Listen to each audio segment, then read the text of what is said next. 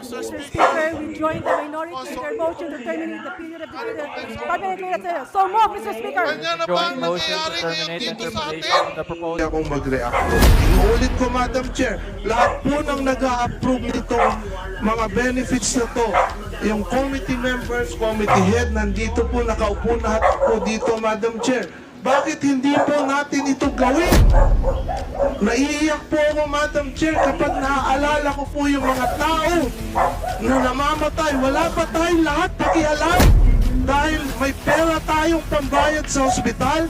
Asek Domingo, you promised me na pag-uusapan itong mga diagnostic scans na to.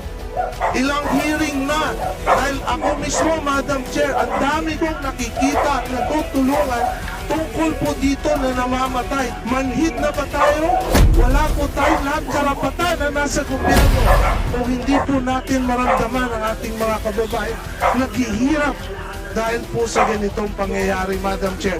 Again, Madam Chair, before the plenary deliberation, kung kailangan pong pag-overtime ito ng nating lahat, And Mr. Speaker, having no more members of the minority.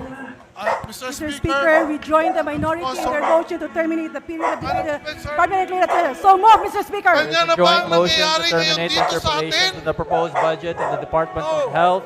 Is there any objection? The chair Speaker, I have a hears none. motion ruling. Let me question the Interpolations of the proposed budget of the Department of Health is hereby Let me terminated. question the quorum, Mr. Mr. Speaker. Speaker. Suspended.